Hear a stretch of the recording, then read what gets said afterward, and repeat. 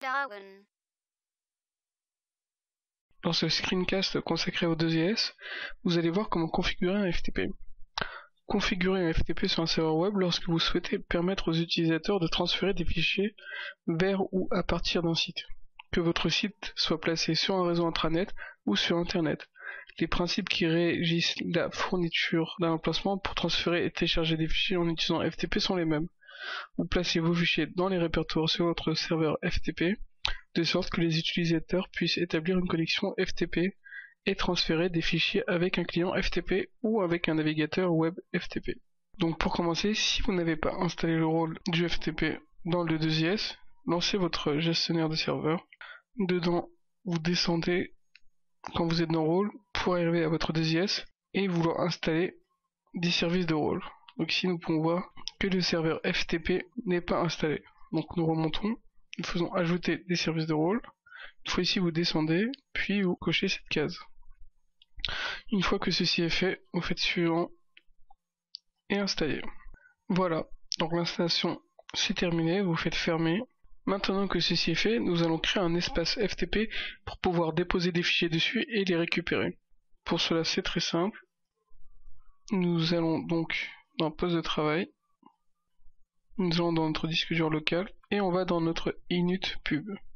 Ici, nous allons dans FTP route et nous allons faire un nouveau dossier qu'on va appeler FTP Dawan. Voilà, une fois que ceci est fait, nous pouvons lancer notre gestionnaire des services internet. Une fois ici, nous allons donc faire un clic droit sur site et faire ajouter un site FTP. Donc ici, on choisit le nom de notre FTP. Nous choisissons le répertoire créé précédemment. Voilà.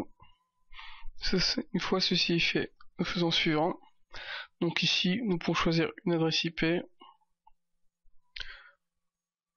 et changer le port si nous voulons. Donc là, je vais laisser les paramètres par défaut. Ici, nous pouvons faire en sorte que le FTP démarre automatiquement.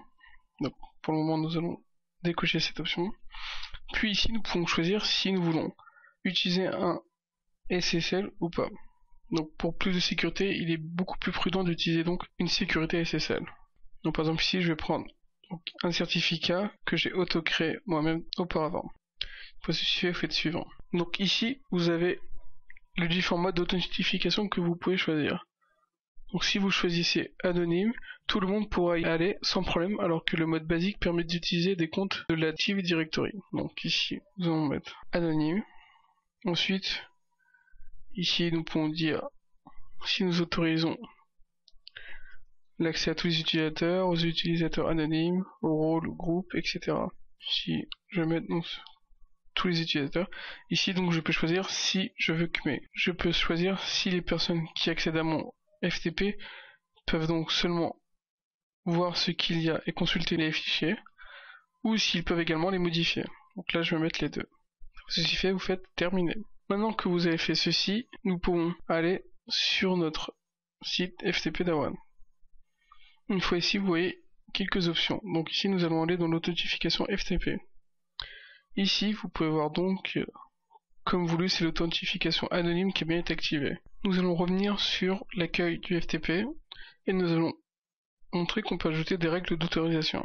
Une fois qu'on double-clique dessus, nous pouvons voir ici qu'actuellement, la règle que j'avais créée auparavant est autoriser tous les utilisateurs. Donc ici, on va modifier cette règle et faire que les utilisateurs définis qui pourront rentrer. Par exemple, Dawan. Une fois ceci fait, nous faisons OK. Nous pouvons, en faisant un clic droit, ajouter des règles. Donc ici, il y a des règles d'autorisation qui permettent aux personnes qui suivent cette règle de pouvoir interagir avec mon partage FTP, ou il y a les règles de refus qui permettent de filtrer les personnes indésirables. Donc ici, cela se présente de la même façon. Nous choisissons les utilisateurs à qui on refuse l'accès, et si nous autorisons l'écriture ou la lecture. Voilà. Maintenant, nous allons voir que nous pouvons, si nous le voulons, configurer les messages d'accueil, etc. Pour cela, c'est très simple, nous allons sur message FTP. Une fois ici, vous voyez que vous avez plusieurs cadres qui s'affichent. Donc ici, le message de bienvenue sera lorsque la personne se connectera à votre FTP, elle verra un message apparaître. Par exemple,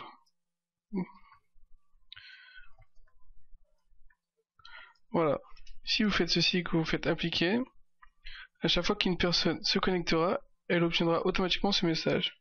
Et vous pouvez bien sûr régler les messages que vous voulez. Si la bannière est optionnelle, et nous pouvons choisir de la bannir, de la supprimer. Nous pouvons voir également qu'il y a une option qui permet de voir les utilisateurs connectés à notre FTP. Nous allons donc sur session active FTP. Une fois vers dedans, nous pouvons voir en temps réel tous les utilisateurs connectés. Cette option est assez pratique pour surveiller de temps en temps les utilisateurs qui se connectent. Nous arrivons à la fin de ce screencast sur le 2IS, dans lequel nous avons vu comment configurer un serveur FTP.